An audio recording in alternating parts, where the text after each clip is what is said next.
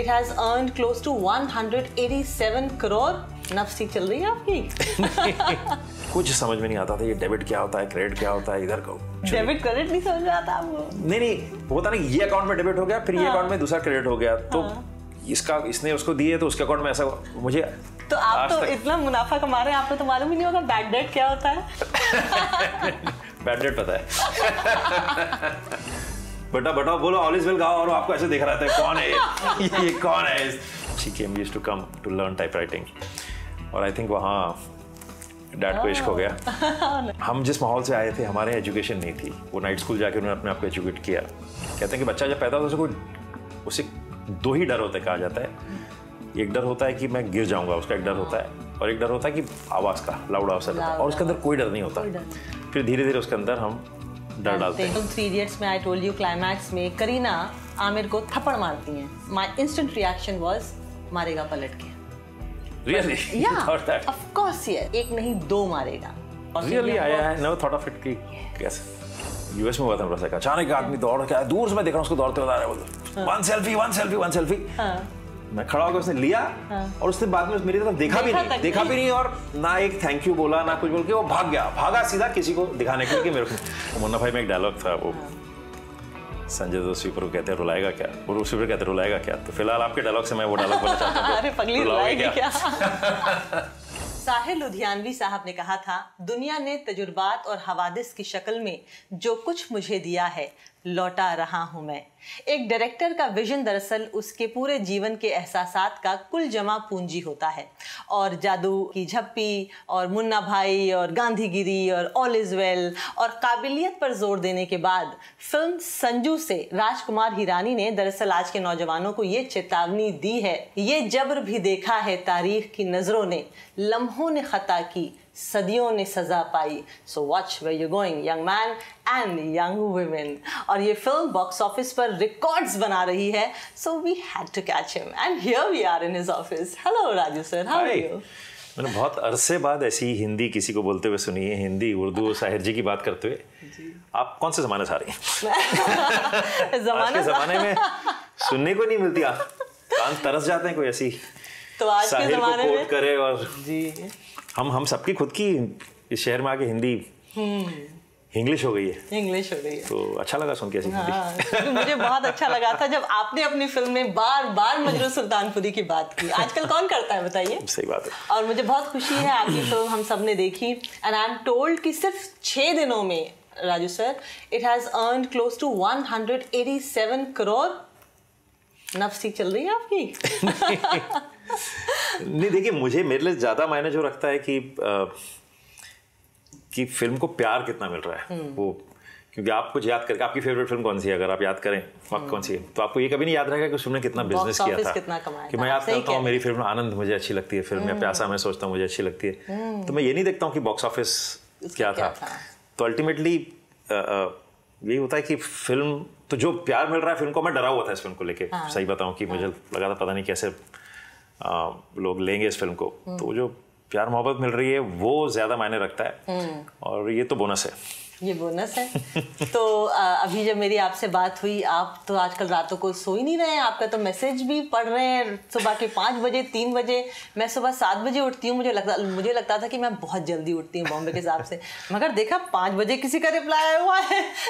ये बंदा तो एक अलग स्टेट ऑफ माइंड में है। Are you having sleepless nights either because of happiness और बिकॉज़ ऑफ? क्या होता है, एक तो फिल्म खत्म होने के वक्त आखिर के जो 2 महीने होते हैं उस वक्त 24 घंटे काम चल रहा होता है, तो वैसे भी लेट्स होते हैं तो उस साइकिल में चले जाते हैं, और फिल्म रिलीज के बाद भी काम चल रहा होता है, हफ्ता 10 दिन, ऐसा नहीं कि काम खत्म हो जाता है, दिन भर कुछ ना कुछ, कहीं प्रोमोज जा रहे हैं, कहीं ट्रेलर्स जा रहे हैं, वो काम चल रहा होता है। और अब फिल्म रिलीज हो गई तो बहुत सारे मैसेजेस आते हैं, तो मैं दिन में पढ़ नहीं पाता हूँ। तो देखिए तारीफ तो सबको अच्छी लगती है, तो रात को जब सारा काम खत्म हो जाता है तो 2-2:30 बजे फिर मैं बैठता हूँ और सारे मैसेजेस खोल के पढ़ता रहता हूँ। कभी कोई दोस्त होता है, मेरा कोई दोस्त नागपुर से किसी ने कुछ मैसेज भेजा, कोई अमेरिका से कुछ मैसेज भेज रहा है जी, तो 2 से 5 मैं वो थोड़ा तारीफें सुनता हूँ। So which was the most interesting message you got? एक दोस्त है नागपुर से जिसको मैं हर अपनी फिल्म दिखाता हूँ, क्योंकि वो स्कूल के ज़माने का दोस्त है, और वो सीधा मुझे बता देता है ये ठीक है नहीं है। तो मैंने उसको बुलाया था अपने उसके बेटे के साथ कि कोई साफ बताता है हाँ आपको, है ना? लकीली मेरे लाइफ में कई हैं ऐसे लोग जो बता देते हैं। तो उसको दिखाई थी, तो उसने फिल्म देखी। यार आज पहली बार मेरी लाइफ में मेरे बेटे ने एयरपोर्ट पे मेरा बैग उठाया। ओह हाँ और कहता कि मैं उठा लेता हूँ। तो कुछ उसको वो शायद दत्त साहब की स्टोरी कनेक्ट हुई। फिर एक दूसरा इंटरेस्टिंग मैसेज किसी और ने भेजा, कहता काश हमारी लाइफ में सुनील दत्त होता, कोई सुनील दत्त होता तो शायद हम और कम गलतियां करते हैं। एक लड़की एक्चुअली मिली और कहती है कि you know I have to come and tell you that I do drugs. Oh really? हाँ but after seeing the film मुझे लगता है कि I should stop it immediately because I know what I am going to put my family through. आप होश में रहकर हर कदम उठाइए जिंदगी में, कब इसका आपको खामियाजा भुगतना पड़े सही बात है, कह नहीं सकते। भाई बड़ा पाक साफ दामन है आपका, एक फ्लॉप नहीं है। 15 सालों में 5 फिल्में और 5 का 100% success rate. I have a few data. Munna Bhai, and I got this from internet, I don't know how. Munna Bhai earned a record 3.25 billion. Lage Raho was at 1.26 billion. 3 Idiots 460 crore. PK at 8.54 billion. और China में तो उसने त्राही त्राही कर दी थी। तो ये बताइए कितना पैसा आप रखते कहाँ हैं? बता दीजिए। इसका मैं आपको बड़ी मजेदार स्टोरी सुनाता हूँ जी। हर 100 रुपए पे जो 100 रुपए की एक टिकट बिकती है उस पे पहले, अगर 100 रुपए की टिकट मान के चलिए एक है, उस पे 35% पहले सरकार ले जाती है एंटरटेनमेंट टैक्स, बचे 65 में से आधा मल्टीप्लेक्स ले जाता है। 50% पहले हफ्ते में, दूसरे हफ्ते में 60%, तीसरे हफ्ते में 70%। वो बोलते हैं कि ऑडियंस कम होगी तो हम खर्चा हमारा वही है। अब मैं 50% भी लेके चलूँ तो 60 में होगा 32.5। उसके बाद डिस्ट्रीब्यूटर 10 से 15% वो ले जाते हैं। उसके बाद प्रिंट पब्लिसिटी काट लो तो 100 पे 27 रुपए तकरीबन उसमें आपका प्रोडक्शन कॉस्ट होता है, उसमें ये होता है। और यही नहीं कि सारे तो जो ऐसा लगता नहीं कि पता नहीं क्या। हाँ, ये तो आदमी करोड़पति हो गया। अब मैं आपको उसका मजेदार किस्सा बताता हूँ कि मेरी मासी है, पीके के बाद वो आए और उस टाइम पीके चली थी, कलेक्शन हुआ था काफी। उन्होंने बड़े ऑनेस्टी से पूछा कि बेटा आप इतना पैसा रखते कहाँ हो? हाँ, उनको लगा कि वो थिएटर में जैसे लोग कैश देते हैं वो कैश हमारे पास आ जाता होगा घर पे। फिर मैंने कहा ये मैं समझा नहीं पाऊंगा ये मैथ। तो मैंने बहुत सोचा मैं क्या करूं। फिर मैंने कहा मासी मैनेज कर लेते हैं। गुड वन, मैनेज कर लेते हैं। अभी मैं कैसे समझाऊं कि ये होता नहीं जितना ग्रॉस नेट फिगर्स ऐसा नहीं होता है कि जब मैं पेपर पे दिखाता हूँ लोग बोलते हैं तू पागल हो गया। लगे रहो मुन्ना भाई बना रहे थे, बोले गांधी जी की फिल्म कौन देखने जाएगा। पीके बनाई तो भी यही बोल रहे थे गॉड रिलीजन पे पागल है, मत छुओ भी मत इस टॉपिक को। कौन देखेगा संजय दत्त की फिल्म, डाक आदमी है, लोग देखना नहीं चाहते। दरअसल यही कुछ बातें होती हैं जो एक्सेप्शनल लोगों को दूसरों से अलग करती हैं। योर कन्विक्शन कि मैं ये कर सकता हूँ और ये चीज चलेगी। फिल्म का जो हीरो है वो इसका EQ है, इमोशनल क्वोशंट है। मुझे नहीं जानना कि उस आदमी के साथ क्या हुआ, मैं तो ये देख रही हूँ कि एक बेटे का अपने बाप के साथ कैसा डायनामिक रिलेशनशिप हो सकता है कि दोनों ने जिंदगी में कितने सालों के बाद पहली बार गले मिले। कि मुझे अपना शायद कहीं बचपन याद आया, कहीं मुझे अपने पापा दिखे, कहीं मुझे अपनी सिस्टर दिखी। That is the thing that you connect with. देखिए ये इमोशन है, ये शायद बिहार में बहुत ज्यादा चलेगा। ये इमोशन है, ये न्यूयॉर्क में चलेगा। हम एनालाइज नहीं कर सकते। सिनेमा एक ऐसी आर्ट है, मुझे लगता है सिनेमा का कोई भी ऐसी क्रिएटिव आर्ट इसको एनालाइज नहीं किया जा सकता है। वो आपको अपने लिए बनाना होता है। तो मैं और अभिजात ने एक रूल बना के रखा है, मैं आपको बार देंगे, जिसमें सबसे पहले मैंने लिख के रखा है कि make a film only for yourself. क्योंकि हम भी तो ऑडियंस है। सही बात है यार, बना लो, छोड़ देते हैं, जल्दी चलते हैं, अभी एक चल गई है तो दूसरी बना लेते हैं फट से, उसकी सक्सेस के ऊपर ये शायद कैश इन कर लें। हमने मुन्ना भाई नहीं बनाई, आप देखिए ना, अगर हमको कैश इन करना होता तो आज तक 10 मुन्ना भाई तो बना 2006 में 12 साल हो गए हमने दूसरी मुन्ना नहीं बना, क्योंकि मुझे नहीं एक स्क्रिप्ट नहीं मिल रहा जो मुझे लग रहा है कि उससे मैच कर पाऊं। उस टाइम सब मैं लिख रहा, मुन्ना भाई लिख रहा था एक्चुअली। अगर मैं मुन्ना भाई लिखता तो किसी भी स्टेज में एक श्योर शॉट है कि लोग इनिशियली तो देखने जाएंगे। If you are liking it so much, audience भी तो आप ही है ना, तो आप जैसे लोग हैं उनको भी अच्छी लगेगी। तो आपको अच्छी लगी अपनी बनाई फिल्म?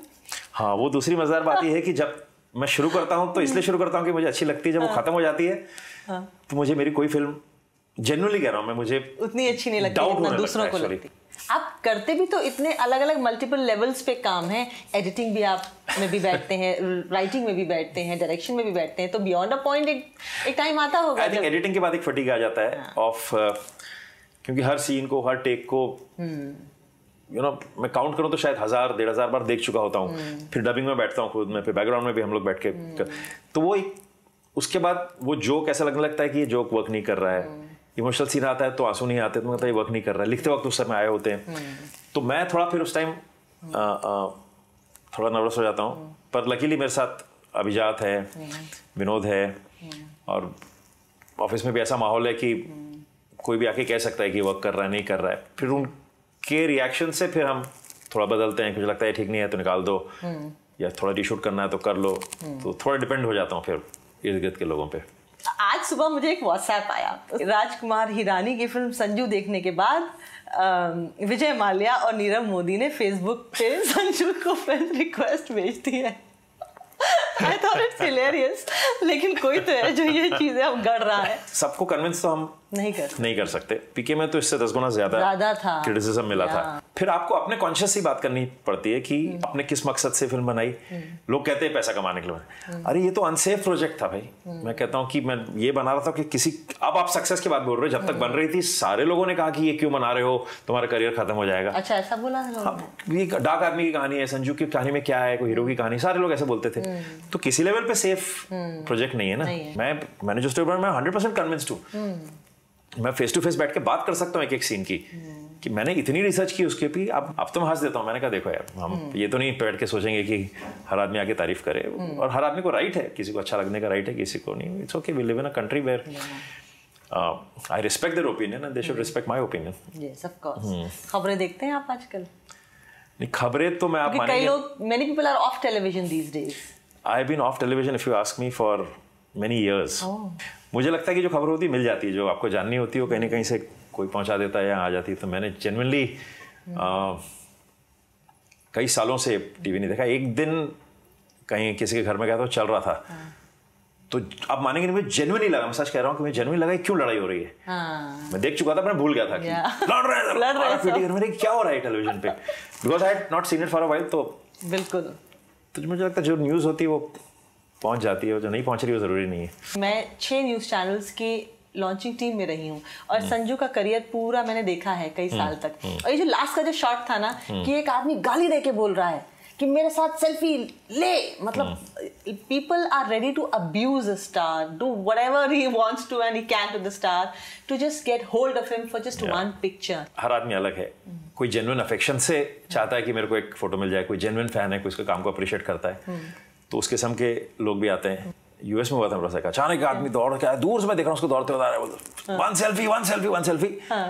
मैं खड़ा होकर उसने लिया, और उसने बाद में मेरी तरफ देखा भी नहीं, और ना एक थैंक यू बोला, ना कुछ बोल के वो भागा सीधा किसी को दिखाने के लिए कि मेरे को। So that is okay, you have to. Airport पे होता है कई बार, बहुत मजा आता है एक्चुअली। एयरपोर्ट में बहुत कॉमन है, कई लोगों के साथ हुआ है। मैं कैसे बोलूँ कि मुझे फोटो लेना है, तो वो आके कहेंगे कि मेरा बेटा आपका इतना बड़ा फैन है, वो ऑल इज वेल गाना सुने बिना खाना नहीं खाता है। अच्छा। उसको दिन भर बस आपकी फिल्में देखता रहता है, करता रहता है। तो उसको एक सेल्फी लेना है, तो बोला लो। फिर वो हस्बैंड जो काउंटर पे खड़ा था उसको बोलती है लेके आओ। अच्छा। और हस्बैंड आता है, हाथ में 3 महीने का एक बच्चा है जिसको बोलते हैं बेटा बोलो ऑल इज वेल गाओ, और आपको ऐसे देख रहा था कौन है ये कौन है, उसको कुछ आइडिया नहीं। फिर उसको खड़ा करके फोटो ले। But I'm sure you must be getting a lot of respect, Raju sir, around the world, isn't it? Sanjay Dutt has gained immensely from the films that he's done with you. But so are you a hero in the masses. I was shooting my chat show with Gurdas Maan Saab. कुछ लोग ऐसे होते हैं, film industry में रहते हुए आप नहीं समझ पाएंगे इस बात को।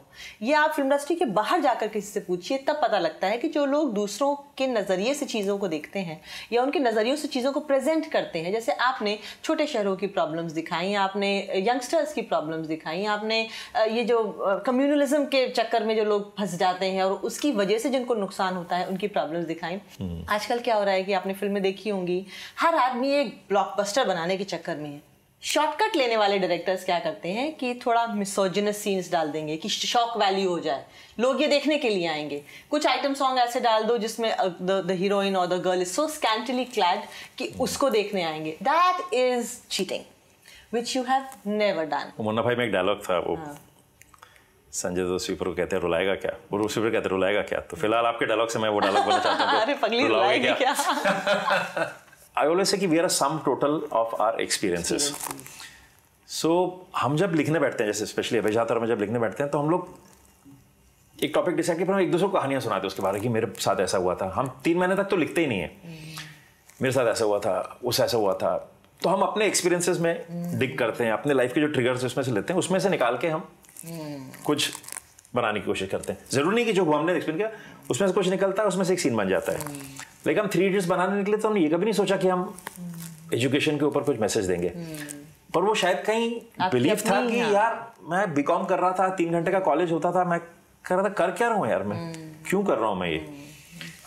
तो एजुकेशन ऐसा नहीं होना चाहिए, तो वो बिलीफ शायद निकल के आ गया। वो एक बर्गमैन के एक कोट है, विनोद ने अपने घर पे लगा के रखा है, और वो primary task of film maker is to entertain, to entertain without selling his soul, 3 treat every film of his as his last film. Usually कहानी होती है हीरो की, अगर वो लगान है तो उसका एक ऑब्जेक्टिव है कि मुझे मैच जीतना है, तो गांव का लगान माफ हो जाएगा। चाहे वो पीके भी हो तो उसका वो खो गया है डिवाइस और वो नहीं मिलेगा तो अपने प्लेनेट पे नहीं जा सकता। इस फिल्म में हमारे मेन कैरेक्टर कोई ऑब्जेक्टिव ही नहीं है। फादर का ऑब्जेक्टिव है कि मेरा बेटा ठीक हो जाए, दोस्त का ऑब्जेक्टिव है कि मेरा दोस्त ठीक हो जाए। है एक बिगड़ा हुआ आदमी, उसने बहुत उल्टे सीधे काम किए, मगर ये थोड़ी शायद जाती हुई, ये मेरा नजरिया है। किसी और के नजर में, पर मैंने बहुत क्लोजली देखा है, तो मेरे लिए कोई रीजन नहीं है कि मैं उसको। आपको जवाब पूछ रही थी, मैं कहीं और चला गया शायद। नहीं, आप सही कह रहे हैं। जैसे एक्चुअली फिल्म मेकिंग में क्या होता है, जो फिल्म देखी हमने अलीगढ़, हंसल मेहता ने फिल्म बनाई, होमोसेक्सुअलिटी को लेके हमारा नजरिया बदल गया। फिल्म थी पिंक, शुजीत सरकार ने बनाई, शॉविनिज्म को लेके हमारा नजरिया बदल गया। सो फिल्म मेकिंग और एक अच्छे डायरेक्टर में जिसके क्लेवर, शार्प, डेफ्ट हैंड्स हो, उसके अंदर एक पावर होती है कि आपके सोचने का नजरिया बदल देता है। शायद तभी आपको एक मिक्स्ड रिएक्शंस आ रहे हैं, दो everybody is going and watching the film, that's why you getting some kind of reactions कि भाई नहीं कहीं कहीं रास्ते में जो है तो आपने ग्लोरीफाई भी कर दिया। But you already answered that question, let's keep it away. I want to ask you, आप नागपुर में पले बड़े हैं, राइट? आपके फादर पाकिस्तान से जब यहाँ आपकी फैमिली आई तो आगरा में गए, फिर आगरा से यहाँ आए। I told you my father retired from Agra. I know this. And I have also lived in at least 12 cities and I'm a widely traveled person. I love to travel. जब मैं आपकी फिल्में देखती हूँ तो मुझे ये एहसास होता है कि एक छोटे शहर में रह चुके इंसान का ही नजरिया हो सकता है। जीत सरकार को देखिए, नीरज पांडे को देखिए, अनुराग कश्यप को देखिए, ये सब वो फिल्में बना। फिल्म इंडिया के जो हालात हैं वो हैं तो दरअसल पूरा 80% देहातों और छोटे शहरों में ही रहता है, गरीबी में रहता है, जहाँ पे ना तो लग्जरीज हैं, बस एक ख्वाब देखने की आज़ादी है। लॉ एंड ऑर्डर की प्रॉब्लम छोटे शहरों में। आप लड़कियों को तो यही परेशानी रहती है कि रात को हम ठीक से घर पहुंचेंगे कि नहीं, लड़कों के बाप को ये लगा रहता है कि नौकरी मिल जाएगी मेरे लड़के को कि नहीं। So you deal with these kind of problems एकदम नीचे लेवल पे आके। कहाँ से स्टोरीज लाते हो? आपने जो एक्सपीरियंस किया आप वही लाते हो, और आपके एक्सपीरियंसेस जो आपके जहन में रह जाते हैं वो अक्सर कॉलेज के दिनों के, उसके पहले दिनों के, जहाँ आपने वक्त बिताया। एक बार आप काम शुरू करना कर दो, आप लाइफ में आपका करियर शुरू हो गया, तो आपके एक्सपीरियंसेस कम हो जाते हैं, बहुत लिमिटेड रहते हैं। सो इनफैक्ट मैं अभिजात से ये कहता रहता हूँ कि ये पिटारा किसी दिन खत्म होने लगेगा। अब हमको सफर करना चाहिए, ट्रैवल करना चाहिए, और लोगों से मिलना चाहिए, सिर्फ कहानियां बातें करनी चाहिए इंटरेस्टिंग लोगों से, ताकि वो रिफिल होता रहे। किसी ने मुझसे कहा कि अरे आपकी हर फिल्म में एक पिताजी का एंगल होता है। ये सबकॉन्शियसली हो रहा है, सबकॉन्शियसली हो रहा है। मैंने सबकॉन्शियसली हो रहा है। तो मैं सुन के मैं एक सेकंड का डरा। मैंने कहा यार ये मैं वहीं डिग कर रहा हूँ जहाँ मेरा अट्रैक्शन है, शायद वहीं डिग कर रहा हूँ।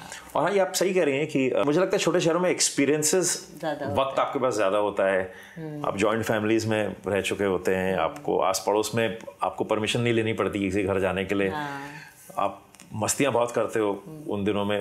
तो जो एक एक्सपीरियंस होता है वो छोटे शहर में शायद अब भी ज्यादा होता है, कहानियां वहां ज्यादा मिलती हैं, ज्यादा होती है। आपकी जो कहानी थी रणछोड़दास चांचड़ की, वो भी आपकी जिंदगी में एक एक्सपीरियंस, आपने एक रियल लाइफ इंसिडेंट ऐसा देखा था। एक शख्स था जो FTII में, वो FTII में वो अभिजात को रेनू ने बताया था, रेनू सलूजा जो एडिटर थी। तो मुझे पता नहीं था, पर मैं उस शख्स को जानता हूँ, बाद में मैं मिला भी उनको, पंजाब से थे, और वो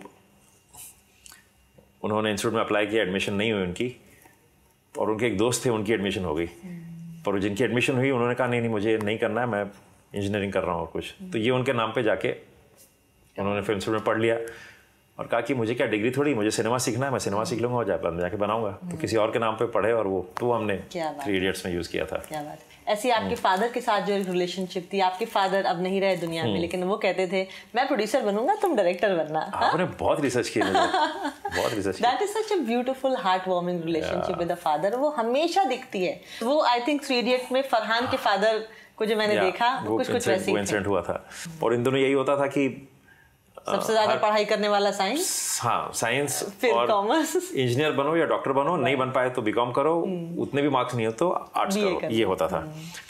तो इंजीनियरिंग के लिए मैंने अप्लाई किया, मेरा एडमिशन नहीं हुआ, तो बीकॉम ज्वाइन कर लिया। फिर किसी ने कहा आप क्या बीकॉम करके क्या करोगे, इससे तो कुछ नहीं है, चार्टर्ड अकाउंटेंट में जाओ, तो वो मैंने करना शुरू किया, फाउंडेशन कोर्स। और मैं क्लास में जाता था, वो शाम को होती थी क्लासेस, कुछ समझ में नहीं आता था, ये डेबिट क्या होता है, क्रेडिट क्या होता है, इधर को यानी आज तक मुझे समझ में नहीं आता एक्चुअली। डेबिट क्रेडिट नहीं समझ में आता आपको? नहीं होता ना, ये अकाउंट में डेबिट हो गया, फिर ये अकाउंट में दूसरा क्रेडिट हो गया, तो इसने उसको दिए तो उसके अकाउंट में ऐसा, मुझे तो आप तो इतना मुनाफा कमा रहे हैं, आपको तो मालूम ही नहीं होगा बैड डेट क्या होता है। बैड डेट पता है। तो मैं बहुत बोर होने लगा कोर्स करके, और मैंने कहा ये तो नहीं कर पाऊंगा मैं। तो मैंने कहा एग्जाम का टाइम आने लगा, मैंने एग्जाम दूंगा, फेल हो जाऊंगा, फिर मुझे डांट पड़ेगी। हाँ, तो मैंने कहा अभी डैड को बोल देना चाहिए हिम्मत करके। 7 दिन तक मैं सोचता रहा कैसे बोलूँ, किस वक्त बोलूँ, कब वो अच्छे मूड में होंगे। तो मुझे तो अभी भी वो जगह दिखाई देती है, मैं आपसे बात कर रहा हूँ कि लिटरली मुझे मैं ऐसे स्टेप्स पे खड़ा था, वो नीचे खड़े थे, और मैं नीचे जाके उनसे कहा कि ये मुझसे नहीं हो पाएगा, मैं अच्छा नहीं बन पाऊंगा। तो उन्होंने अच्छा, मैं डरा हुआ था कि आप वो डांट पड़ेगी। उन्होंने 1 सेकंड के लिए मुझे देखा और कहा तो ठीक है ना, छोड़ो, तो नहीं होता तो अच्छा नहीं होगा, कल से आके तुम मेरे साथ बैठो, टाइपिंग इंस्टीट्यूट चलाते थे, टाइपराइटर्स बेचते थे सब, तो आके मेरे साथ काम करो। तो मैंने ऐसे पॉज लिया, मैंने कहा तो नहीं दूँ एग्जाम, ठीक है, इसे क्यों टाइम वेस्ट कर रहा है, छोड़ ना, कल से आ जा। और मुझे याद है, मैं उन दिनों आई थिंक वो संक्रांति का कुछ मौसम था या वक्त था, मैं गया छत पे, हमने जाके पतंग उड़ाई। इट वाज लिटरली बेटे ने साथ में नहीं, मैंने मेरे भाई के साथ पतंग उड़ाया, सेंस ऑफ रिलीफ था कि यार नहीं करना है। क्या बात। फिर अगले दिन से मैं लग गया उनके साथ, टाइपराइटर बेचते थे, और उसके वजह से मुझे वक्त मिला, एक कॉलेज में एक ग्रुप मिला जिसका ड्रामा करना शुरू किया। शाम खाली होती थी तो शाम को जाके प्लेस करते थे, वहां से समझ में आया कि यार ये बेटर है। उन्होंने कहा कि अरे यार तू मेरे साथ क्यों टाइम वेस्ट कर रहा है, तू ये अच्छा करता है, जा फिल्म इंस्टीट्यूट जा, पढ़ के जा। सो या I had a very beautiful relationship. Father who had an interesting vision. He was outspoken, he was righteous, और वो सब देखा तो वो कई फिल्मों में उनकी ये सारी बातें आई है। और आपकी मदर पोएट थी और टीचर थी? मॉम तो हैं, अभी भी वो लिखती रहती हैं दिन भर, कुछ ना कुछ दिन भर लिखती रहती हैं। क्या लिखती हैं? मुझे 4 लाइनें सुनाइए।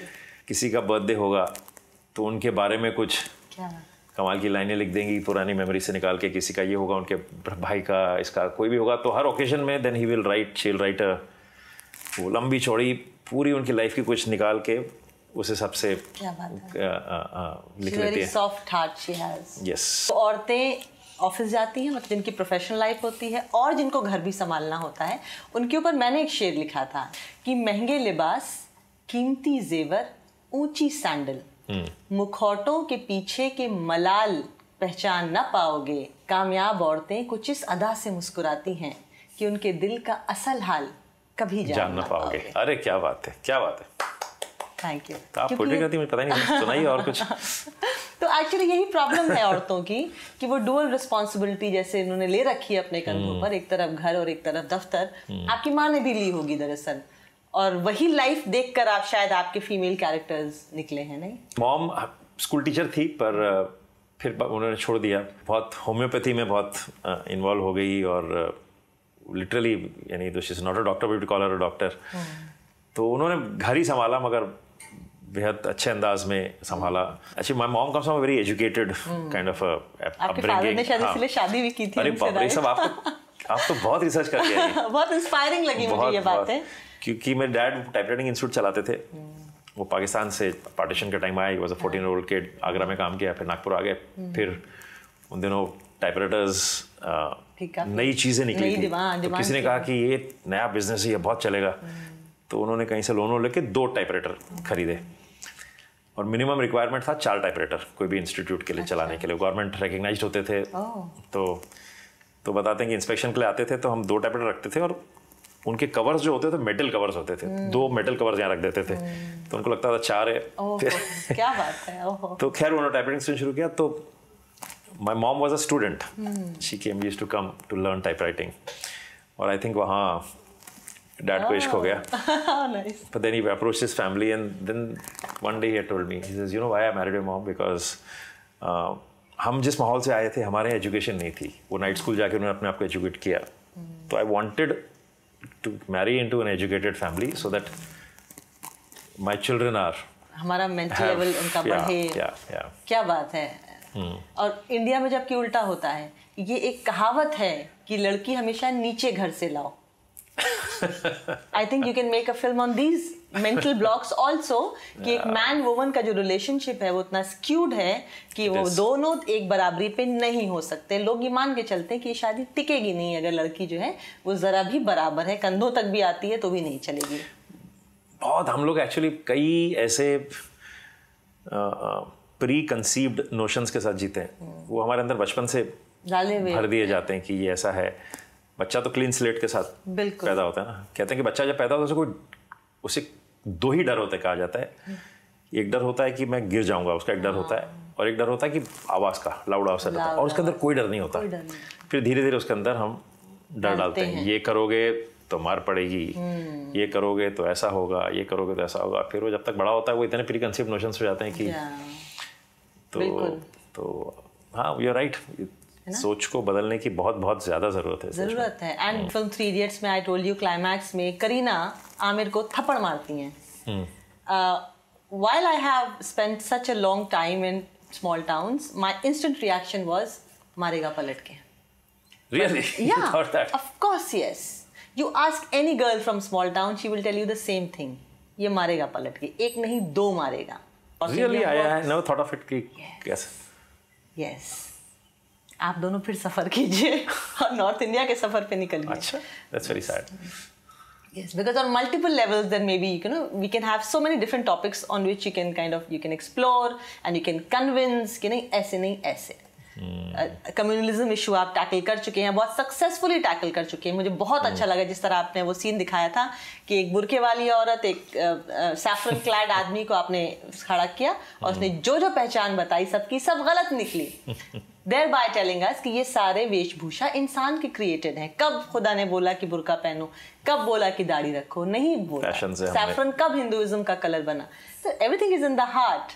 सो रंग भी बांट लिए हमने, नाम भी बांट लिए, फूल बांट लिए, जानवर बांट लिए, हर चीज बांट रखी है। क्यों बांटने की क्या जरूरत है? ओनरशिप ले ली ना इंसानों ने, हम प्लेनेट को ओन करते हैं। You're right.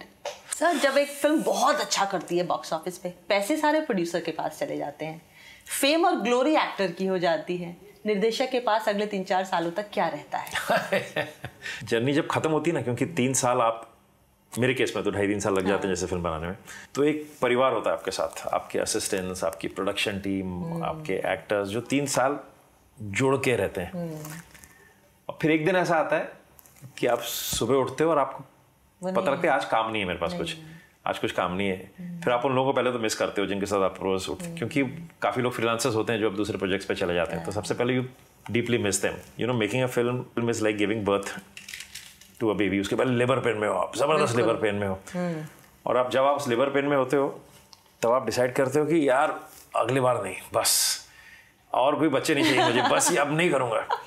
और जैसे ही बच्चा डिलीवर हो जाता है आप फिर लग जाते हो you want to get pregnant again कि यार अब दूसरा क्या करना है। तो फिर एक दूसरी जर्नी, अब हो गया, अब ये काम खत्म हो गया, अब हमारा माइंड ऑलरेडी अभी जाता, और मैं सोच रहे हैं यार ये आइडिया पे करें कि इस पे करें, 2-3 आइडियाज माइंड में घूमते रहते हैं। तो then it's another journey which starts another 2-3 years on that journey. अभी आपका सक्सेस रेट 100 रहा है। I just want to understand your psyche. God forbid आपकी लास्ट फिल्म अच्छा ना करे, तब आपका स्टेट ऑफ माइंड क्या होगा? नहीं देखिए, यानी डेफिनेटली दुख होगा, और वो वहां तक छोड़िए अभी भी होता है जब हम लिखना शुरू करते हैं कि लिखना is a very dark process, कि कई दिन होते हैं जब आपको कोई आइडियाज आते नहीं और बहुत सेल्फ डाउट में आप जाते हो। कई बार मैं सोचता हूँ कि यार क्या हो, क्यों नहीं यार उस टाइम कर लिया, अब हो गया, हम लोग खत्म हो गए, अब नए आइडियाज नहीं आ रहे हैं, कुछ नहीं आ रहे हैं। रिलीज के पहले मुझे लगता है कि नहीं चलेगी, ऐसा कई बार होता है, हर फिल्म के पहले मुझे लगता है ये नहीं चलने वाली है। तो उस टाइम मैं अपने आप को एक ही चीज़ बोलता हूँ कि देखो यार मैंने तो पूरी मेहनत की, नहीं चली तो मेरा शायद इंटेलिजेंस इससे आगे नहीं था, हटाओ इसको, नहीं चलेगी। लकीली इस पोजीशन में हूँ कि अगली बना सकता हूँ अभी भी, दूसरे में बेस्ट ट्राई करेंगे।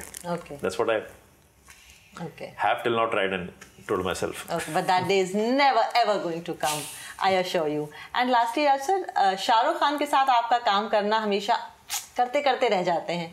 You approached him for Munna Bhai MBBS, it could not work out. Then again for Three Idiots, it could not work out. You're already 5 films down. Do you plan to do a film with him?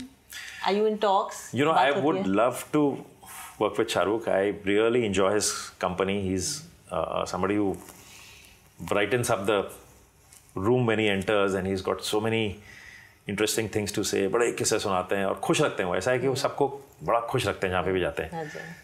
तो मुझे लगता है खुश film, जब set पे खुशी का माहौल हो तो फिल्म अच्छी बनती है.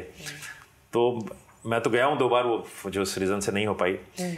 और मैं चाहता हूँ, इन लोगों को कई बार मिले भी हैं, कि मैं चाहता हूँ डेफिनेटली, मैं तो कई लोगों के साथ काम करना चाहता हूँ, पर इतना धीरे धीरे लिखता हूँ कि डेट्स निकल जाते हैं. और मैं ये मान के चलता हूँ कि जब तक कहानी लिखी नहीं जाए तब तक कास्टिंग के बारे में नहीं सोचना चाहिए, क्योंकि नहीं तो आप इन्फ्लुएंस हो जाएंगे. तो मैं सोच रहा हूँ कि हैं तो मेरे पास कुछ सब्जेक्ट्स हैं जिन पे काम कर रहा हूँ, और इंशाल्लाह किसी दिन जरूर करेंगे. हाँ, जरूर करेंगे. तो आप सफर करें थोड़ा उससे बात बदलेगी. Great. Thank you so much, sir, for what you've been doing. Thank you so much. How simply you've been changing minds. Absolutely wonderful. जाते जाते एक और सुना दीजिए कुछ शेर. तो ये एक काफी वायरल भी हुई थी इंटरनेट पे, और एक छोटी सी नज्म है औरत के ऊपर ही, from Adam and Eve to present date. उस खुदा ने जहां बनाया, अरमानों से उसे सजाया, फिर नीचे इंसान को लाया, देख उन्हें फिर वो मुस्काया. आदम हवा थे कहलाते, मर्द और औरत जाने जाते, खुले आसमां में थे गाते, हमें खुदा ने एक बनाया. दिन बीते और गया वो कहना, हम तुम एक दूजे का गहना. औरत को दहलीज में रहना, घर का मालिक मर्द कहलाया. सदियां बीती वही नज़ारा, कोने में औरत का गुजारा. कायम है पर आदम का नारा, खुदा ज़मी का हमें बनाया. ख्वाहिशें आंसू में बहती, फिर भी औरत कुछ ना कहती. जंजीरों में कैद थी रहती, उसे पर अपना सरताज बताया. औरत बोली मुझे टोको मत, आगे बढ़ना है रोको मत. जहन्नुम में मुझे झोंको मत, सदियों तुमने मुझे रुलाया. मर्द बोला इतराती क्यों हो, हमसे कदम मिलाती क्यों हो. जर्रा हो ये भूल जाती क्यों हो, और फिर अपना जोर जताया. कब तक ये जंग जारी रहेगी, औरत कब तक बेचारी रहेगी. आदम से कब तक हारी रहेगी, औरत ने है ये सवाल उठाया. वाह, अनबिलीवेबल, अनबिलीवेबल. Thank you. यही मैं चाह रही हूँ कि आप अपनी फिल्म जो है औरतों की जिंदगी पर बनाइए. वो भी एक आधी आबादी की कहानी है जो पर्दे पर आनी चाहिए. कीड़ा डाल दिया है मैंने दिमाग में. Thank you so much.